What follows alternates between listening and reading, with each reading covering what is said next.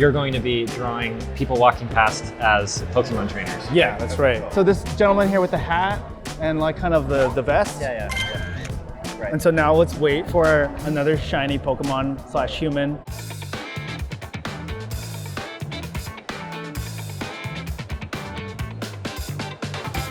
Hi everyone, my name is Bryce Kho. I'm a freelance illustrator and concept artist, and you can find me on Bryce Kho Draws on Instagram. So what we're going to be doing is you're going to be drawing people walking past as Pokemon trainers. Yeah, that's right. So it's a fun thing that my wife and I do when we go to cafes. We'll just have the challenge of like waiting for like the shiny human being who's like dressed nicely. Yeah. And to be like, okay, I like their fashion, and then we'll try to like take a mental snapshot of what they look like. And then we draw them and we try to see what kind of Pokemon trainer they would be and draw the Pokemon that we think would match. Right. We can just wait for a shiny Pokemon to appear, or for the first person. So this gentleman here with the hat and like kind of the vest. Yeah. What's cool about doing it this way is you really get challenged to see how much you can remember. So he's dressed pretty formally. What kind of Pokemon trainer do you think this guy is? My impulse is like the ghost type kind of Pokemon, you know? Sure. Like maybe a villain that Ash runs into at some Oh, point, okay, you know? cool. Yeah. We can infuse some more personality into this guy too. Give him slightly more of like a intimidating pose. Nice. The arms. What about drawing Pokemon trainers so interesting to you? I think it's more just like getting to the heart of the essence of the person. Right. It's one thing to try to make their emotion come through in like their physical appearance and their pose and facial expression, but I think there's something even more specific of like, what kind of trainer would they be with like dedicating their whole life to this, this Pokemon or whatever, yeah. I really like drawing these ghastly eyes because they're like such a 2D shape when they originally drew them. You spend a lot of time in a sketchbook? As much as I can. I feel like nowadays I'm so busy with doing concept art. Most of that is digital, but anytime I get a break at the cafe or whenever I go out, because I just like to draw from life as much as I can, really. Yeah. Did you go to art school? Or? I actually went to film school first, and then people would see me do like storyboards or whatever, just like kind of like some concept art for the sake of whatever I was filming, being like kind of visualize them and let the crew know what I was envisioning if I was directing. And everyone would be like, "Oh my God, you should you should draw more." Right, yeah, man. Yeah, so everyone like wanted to hire me to do storyboards and concept art. So after I stopped doing film for a while, that's kind of what naturally happened. Right. It's cool to hear, man. One of the most common questions I hear from people all the time is like whether somebody should go to art school or not, you know? Oh, right. And it's like, it's cool to see somebody who like, you know, you worked in film and then you transitioned to doing art, you know, as your full-time thing. I wonder how many people tell you like they just have those sort of parents who are just like, don't do art. Yeah, have to get a degree. Never do art. You can do anything but art, which is why I did film school, because it's like maybe that's semi-creative. Well, I think for a lot of people, art school is a compromise. You know, it's like, I'll go get a degree, but... I see, yeah. My undergrad, I did at UC San Diego. I took as many minor classes in art just for fun. Right, yeah. So I snuck it in there without my parents knowing. Nice. It's always so hard to draw some of these Pokemon from memory that I don't draw too often. Right. But it's part of the joy of when you're doing this, and it's just, I'm just gonna see what happens. Yeah. So that would be like one character we're like, okay, that was him. Right. And so now let's wait for another shiny Pokemon / human. Oh, with the ducks. Okay, you see these ducks? Yeah. These ducks are amazing. Rather than doing Pokemon, we're just gonna make these duck trainers. I think the joy of drawing, generally speaking, is this at its purest for me, because it's like I'm just trying to capture something fun, you know? And it's that sort of drawing that can sometimes turn out the very best. Because you really don't have any attachment to how it turns out. Yeah. You know, you don't like have that like inner ego being like, this is gonna be the big Instagram post. Absolutely. Yeah. This is kind of what gets me the job or makes me famous or something. Yeah, exactly. This is like, just enjoy drawing, and then you purely have to work off of whatever skill you currently have, you know. Yeah. Also, this environment in particular, being at a convention, I just love how everyone is so happy to be here. Yeah. You know, the excitement is infectious. Seeing all the cosplay where people are wearing their favorite character, or in this case, this couple of girls clearly loves ducks. I don't understand it, but their love is coming through. They look super into it. Yeah. And this stuff obviously helps you with your digital illustration, right? Oh yeah. I feel like what I get out of this is kind of what we were saying, like understanding, recapturing the mood essentially, where you get to draw for the sake of enjoyment, and knowing like that's the state that you want to be in. Being reminded that that is what it's all about. I kind of get to a state where I know that feeling. It's like a specific like tickle in the back of your brain where it's like, I want to be in this state. Yeah. There was one point where after doing figure drawing for many years, I suddenly had like almost like a separate sense in my brain of being able to see it in 3D. I can now like see this, like I'm almost just tracing my internal visual. Absolutely. And so being able to like rotate that in your brain, for me, it's a specific feeling that I have. Right. You know, so there's sometimes when you sit down and you're drawing in 2D, and you're like, this sucks and it's going badly. And then every once in a while, it'll just like click into place. Do you have any advice for people that might feel like they're a little bit stuck on the academic side or feel like they want to move on to something else? Sure. So for me personally, I'm constantly trying to challenge myself with new mediums and new styles, which I feel like some artists are like, oh, people know me for this one thing, so I need to do that forever, you know? But you might notice from my Instagram, like every once in a while, I throw a huge curveball at my audience. Like it's cool to it's see. suddenly not at all what people are following me for, but I feel like that ability or just the willingness to fail at trying completely new things with your artwork is where you figure out something new, some like new approach or some new kind of understanding of whatever your subject is. It might not be what you want to do to sell your skill to someone else, but it's what helps you grow. Figuring out those new mediums and new techniques. It's just like a design challenge. Oh yeah, for sure. Yeah, because you're looking at a thing you've never looked at before, and you're trying to fit it in this world that you know, it does have a very particular shape language that you have to consider. So like for the person who feels kind of stuck in their ways, if they're only doing digital, which I feel like is more common, easy thing to do is to switch to traditional for a while, right? Like just literally like force yourself to get out of that comfort zone, because I was stuck in that digital rut for a while where all you want to do is redraw each line and press undo forever. So getting used to not having the undo, once you've done enough traditional to like feel like you no longer use that, then when you go back to digital, you're like, holy my art is so good. Well, I've been drawing a lot on my iPad recently, and I'll be in my sketchbook and I'll double tap my sketchbook to undo. Yeah, that happens. That happens. So you're like, oh god, where is it? Where is it? Yeah. So recently, I did a ton of digital during the pandemic, just because I'm stuck inside, so I wouldn't like get to go out figure drawing like how I normally would. That was great because I feel like I figured out my digital tools a lot better. Now I'm switching back to traditional and being like, whoa, this is so refreshing. You know, suddenly I get to see the media, like the watercolors do things that I don't expect. And like that unexpected part of it is what's exciting. You discover stuff. Yeah. I only recently did some gouache after having not done it for several years at least. And I was just like, whoa, I'm suddenly getting it. Like it suddenly clicked. And it's because I was using a lot of gouache in Proko, at least that's how it feels. And I was like, wow, I did not know that those digital skills would translate back. What artists do you look at for inspiration? Recently, and for a long time actually, I've been a big fan of Little Thunder. She does traditional and digital kind of mixed up, but I think she's more known for her traditional stuff. The way that she mixes color, where she does kind of a wet on wet pretty often, and so things blend together, it's very different from what I typically like to do, which is more of a CMYK layering of paint. It's almost a little bit even more risky in my feeling, because it's just like when it's wet on wet all the time, I don't know where it's gonna like blend.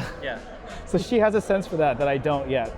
I recently also just started looking at Yoshitaka Amano's work again, and like it's really clear from his stuff that he's super loose. you can tell this is someone who is playing as opposed to like what I've been doing recently, which is like going super slow to like get all the perspective stuff in, you know?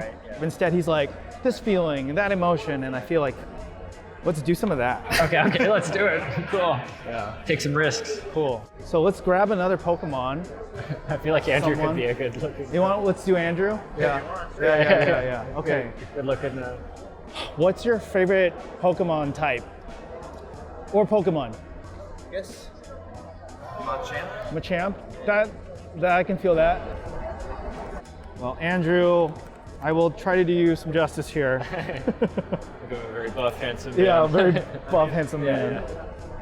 Painting directly to watercolor is something that also was birthed out of me doing lots of figure drawing, and just like I discovered it is actually like the fastest medium period for figure drawing, which was kind of a huge revelation to me at the time. Yeah. You think like pencil or whatever is the fast and loose thing, but watercolor, you can get value down so fast. Yeah, instantly, right? Yeah. I really feel the most free when it's this sort of figure drawing and it's just watercolor, because I can just go so fast. But I will slow down for the face. The thing that also came out of doing it as figure drawing was just having a dirty brush. I was like, oh man, I'm getting like so many cool color combinations that I wouldn't choose. I'm like discovering them for the first time just because my brush is messy and I'm like, can't be bothered to switch it up. Now I intentionally just as much as I can. Yeah, it's fun. How did you have the confidence to start selling your prints at conventions and stuff? I tried selling prints like once many years ago when I had like no following, and I was just like, it seems like fun, just to like hang out with friends. But we made like no money at all. We barely made back our booth costs. I still had a lot of fun in just hanging out, doing some commissions for folks, but I did not think it was a viable way to make money because my personal experience was making zero money. Right. It wasn't until I met an artist who goes by Keihasuk. I met him at Lightbox. And I just started chatting him up because I was like, oh man, he's got such a cool setup. Right. Yeah, he has a full company. All they do is sell his prints. I was like, you can afford to pay people salaries? Right, with print sales? With print sales? Right. So it just kind of blew my mind that like that is possible. So I was like, okay, if this guy can do it, I want to give it a shot. And so basically we just started this past September selling prints, and it's a super viable way to make a living. Absolutely, yeah. Well, I meet people all the time who are like, I really want to get into that, but I don't know how to start selling. I don't know where to start. So I think it was having that like kind of role model, Right. that's example of someone doing what you want to do, to know that that's possible, knowing that I could actually do that as a living, where you just get to draw whatever you want and sell it at conventions. Personally, I think I can make more doing this than I do with a full-time like concept gig, Yeah, which I think is amazing. I think it's like people are so interested in what you're doing that, you could support yourself just doing your own art. Which I think for a lot of people is the dream. Exactly. I haven't had like an animation industry like job really. Like I've done some contract work, but kind of always held that up there as like what I should be striving to get. But then now all the people that I meet who are doing that are like, I want to do what you're doing. Yeah, it's like really strange. Whoa, grass is greener, I suppose. Right. But it's true. It's like this is kind of the dream gig for me, as far as like I'm just drawing what I want to draw now, and I get to meet people who are excited about it, which is super, invigorating. But now that I'm going to shows all the time, I get to meet the people that I would have liked to ask to be like my mentor or something. Right. And instead I'm getting to meet them as like a peer who is also like working at the show, rather than being like, will you look at my sketchbook? Like they just come to my booth and Say then hi, we just get to become friends like organically. What's neat about it and having this kind of wider circle of artists who you get to meet is you also get to see the different kind of processes that each of them has and their own kind of approach to making the art. Sometimes it makes me think like, oh, maybe I'll incorporate more of one person's approach into how I do my next thing. Like you'll get the ideas to be more experimental. Right. How do you deal with deadlines in the concept art world? So Sabotage Studios, I feel like I have lucked into the dream job where they like everything I do. Right. Yeah. So their prompts are like, just make 5 enemies for us this week that are like lava themed. Right. Or this next week it'll be like, just try to vibe off of some of these already designed characters that are in a foresty area and just do your thing. I kind of go at my own pace, really, or at least I'm fast enough that I don't need to like go any faster. And they pretty much I just happen to be so lucky where they just like everything I do. I'm naturally someone who's just pretty fast though, especially when it comes to design. Right. I kind of just vomit out whatever feels right. Yeah. And then I just give them like 4 or 5 options for any given enemy. Right. And then a lot of times they'll be like, okay, we'll take all 5. And they'll be like, what? Oh, nice. Like, great. You're Awesome. supposed to just choose one. Yeah, right. But that's cool. All right. So that's Andrew as the Machop trainer. Some heroes choose to embrace the technology at their disposal. That's not too far off from the journey artists take when learning how to do digital art.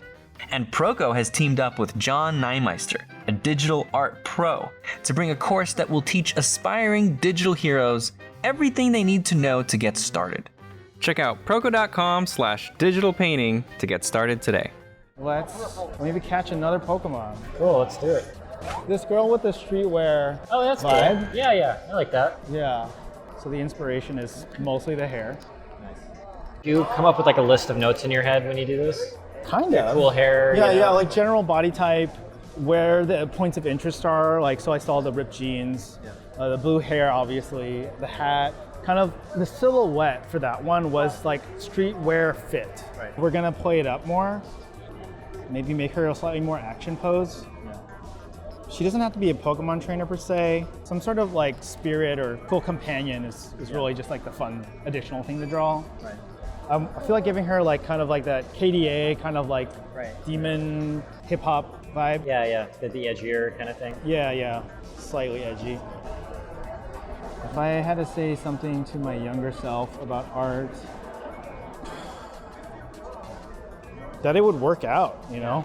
Right. I think there's a huge feeling that it wouldn't, and that it was not possible to kind of escape my upbringing. Right.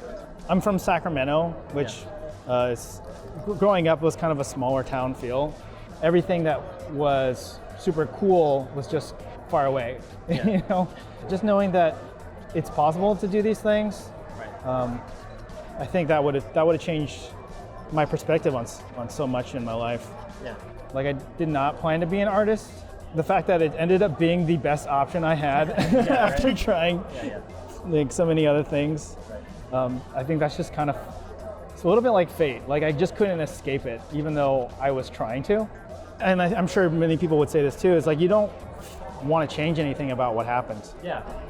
I'm not drawing as a young kid because I think I'm going to do anything with it. Right. I was drawing as a young kid because I like drawing. Yeah. And I think having that pure kind of intention to just draw for the sake of your own kind of interest is what makes art good anyway. I think making it is also so subjective of a thing, you know? Like, I feel like now there's this huge obsession, and I'm guilty of it as well, feeling like you have to keep up with your Instagram or like social media being the only way to break into whatever it is that you want to be doing. It's like one of those things where you kind of have to not care about having the following to get it. Yeah, right. Yeah, it's kind of ironic. Yeah. It's like trying to be cool. It's like no one is cool when they're trying to be cool. Yeah. Like it's just like you just do your thing, and then once you are able to do your thing for long enough, people will start to gravitate towards the sort of passion and love that you put into your own work, you know? Yeah. The thing I talk with a lot of people about is like, it's a better objective decision to be an accountant or a lawyer or a doctor than to draw anime. Sure. You know? Are you sure? Yeah, pretty sure. I guess from a societal point of view, but it actually probably worked out better than it could have if you did that stuff, because you're doing this, you're actually enjoying it. Yeah. And that genuine enjoyment is the reason you're able to do it really well. You know. It's cool to see how shape-driven this whole thing is. It's just big blocks of color and shape. For me, that's the funnest part about using a big brush, which is like getting to lay down those big shapes, basically. Right. Like the blending that happens on the page just like kind of sometimes driving decisions where it's like, oh, I didn't think of that as being an accent, but that's kind of lead into a new shape, or like just going with the flow on that sort of stuff. Typically when I do anything really, I like to kind of think about just using a couple colors, and then the blending that happens between them being like, okay, maybe I'll take it in this direction then. Oh, I have this red here. Like, it'd be cool if this kind of like motivated some sort of fieriness to the piece, then transitioning towards like a yellow or whatever. I'm curious, do you ever paint from like landscapes? I have not. I guess that's because I'm just really interested in people. For me, I do a lot of like larger pieces, like the prints that I sell, that are often inspired by the location, however. The only time that I went on location and drew it was the Pokémon cafe piece. So I was like trying to capture the vibe of that cafe, which is Groundworks in downtown Los Angeles. But with those big pieces, I'm also often thinking about like, okay, I love this place, and I just want the feeling that I have when I'm there to come across to the audience. Do you have any tips for people that want to be more intuitive with color? Yeah, so I think I learned the most about color when I was doing figure drawing and just choosing a couple colors and having a dirty brush. Because when you stick to just a couple colors, then you won't ever go so outside the bounds that it mixes into something you don't want. So yeah, I'd say experiment mixing real colors to learn color theory more and learn what you like when you mix those colors together, because that'll organically teach you like what the range is and what works well. Right. But keep it simple too. Yeah. Keep it simple, because honestly, when you see a really pretty piece, often it has a dominant idea. You know, it's like it's blue with like turquoise accents, and then the other rainbow of colors are there to like create detail and to show where the shapes are. But really, it's about that feeling of that kind of blue or that kind of thing. So having a singular idea is often really helpful. Yeah. All right, let's do one more, and then I'm going to do mixed media on this. Okay, cool. So that hood guy. Oh, hood. Yeah, let's do the hood That's guy. super neat. We're going to do this hood guy with the glasses and the purple. Cool. Those glasses are actually really cool. I'm going to figure out like what kind of trainer he is later, but this is driven by these glasses. I think they might have just like had the brand name on the side, but they kind of like from afar they just kind of look like a design. Yeah. So I'm just gonna make them like embellished glasses over here. He didn't have too much hair showing, but I'm gonna turn that into kind of a flourish. I'm gonna deck him out with some like rings. Nice. Are there any figurative artists you looked at for studying? Or? Most of my training was just doing figure drawing, and we did that at the free workshops that they have in LA, just on Mondays, back when I was a game dev. Sunday, like looking forward to Monday, it was kind of a weird thing where it's like, I can't wait till Monday, like when the work week starts, just because I like can't wait to like go to the actual like figure drawing session. For me, back when I was, I'd say more student level, was just trying to be as realistic as I could with literally just being able to copy what you see. And then it wasn't until I started seeing more of the other people who'd go to these figure drawing sessions who would be working at like Disney or wherever, and they would like try to infuse their style. Initially I was like, man, they're like cheating, you know, like if you're gonna like just completely stylize, like you could just draw at home or whatever. Yeah. But then I kind of got over that, and I was like, no, actually they're doing something really cool with being able to stylize something. It's a different side of your brain, you know? Yeah. So eventually I was like, okay, I'll do the same thing, amp up the story, make that the main thing I'm focusing on. It's one, super fun, but then also such a bigger skill tree to travel down. That's where most of my foundational time was spent. Before that, it was just copying anime and games. Nice, yeah. Well, to me, it seems like a lot of people got their influence from anime and games. Oh yeah. Like Naruto and Dragon Ball Z and all that kind of stuff. For me, it was like the Final Fantasy series. Yeah. Is there a lot of overlap in the watercolor versus the marker stuff? My fundamental approach is about understanding 3D shape. Right. The only thing that's happening for me is like pre-visualizing the entire drawing when I start, and then this one I'm tracing what I'm seeing. That one I'm like painting it in, like you know, blocking it out with color. For me, that's why it doesn't matter whether for me I'm doing watercolor or ink. I'm still kind of just tracing that same understanding with a different medium. I think for many years, I was copying essentially the artist that I like. Yeah. What I would have is I would have the understanding of the eye from one perspective, and then you would paste that in, you know? Yeah. Like, so you would have this like language of things you've ever copied, and you would mix and match them, and you would learn how to play with those ingredients. I have to say, that's still so useful. So I recently would do style studies, I would say, of artists that I really like. So the style study would be a figure drawing session where it's like they're on like PowerPoint basically, and you just copy their drawings for like the first 2 to 5 minute poses, and then later she would have like a photo of something completely different next to a reference of the artist, and then your job within like the 5 to 10 minutes would be to draw that photo reference in the style of that artist. And so you have to be really conscious about what shapes or kind of style things that artist does to transform it over. For many years, my firmware, internal firmware, was all of the Final Fantasy, Naruto, Kenshin. Back in high school, that's what I was using to draw with. And it wasn't until like I started trying to copy someone else again, I was like, oh, I'm literally adding to that same language of these are the shapes I like to draw or things, stylizations that I could now understand and play with again. So like updating that firmware by doing more style studies, I think is a useful practice for artists who are trying to figure out what they want to do. I'm always kind of annoyed when I'm doing a figure drawing thing and I feel like this is the best thing I've drawn in like many months. And like I did it with some garbage tools you know, on the fly in 2 minutes. And it's like, how come I can't do that when I want to? That's kind of the fun, like that's like the gotcha element of drawing for me, where it's just like my whole internal philosophy is that this is just a video game in which I'm just getting experience points every time I draw, so that I can improve the dice roll rate at which I make a good drawing. Absolutely. You know, a good drawing for me happens once every like 10 drawings, maybe 15. The more I practice, the higher the odds are. I'm improving my dice roll basically. Trying to gamify it. Kim Jung-gi, we were, you know, admiring him for the god that he is.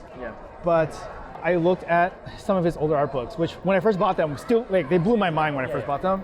But some of his older works, I was like, oh, he was not as good. It's so surprising because over the years, I kind of just thought he was at the same level because every time I opened his books, I was blown away.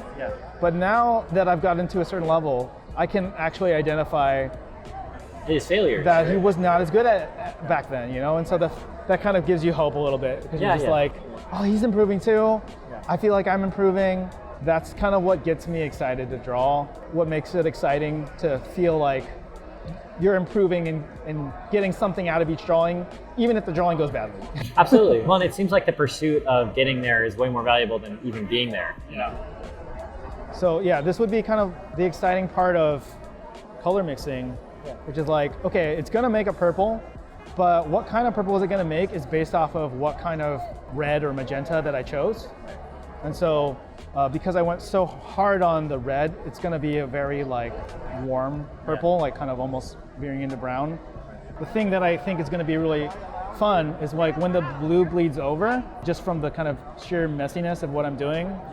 That for me is the exciting organic thing that happens, that like it's still gonna read as like an overall purple, but it's gonna have just those hints of blue where I'm messy like make it exciting for me to look at. All right, I'm gonna call that a day.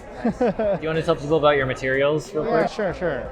So this is a Pentel watercolor brush pen. It's cool because you just fill this little tube with water, and then you can just use this exclusively to paint with. And then this is a Kuretake Gansai Tambi. This is like the 42 color set, I believe. But the 24 is what I used for many years, and that was definitely good enough.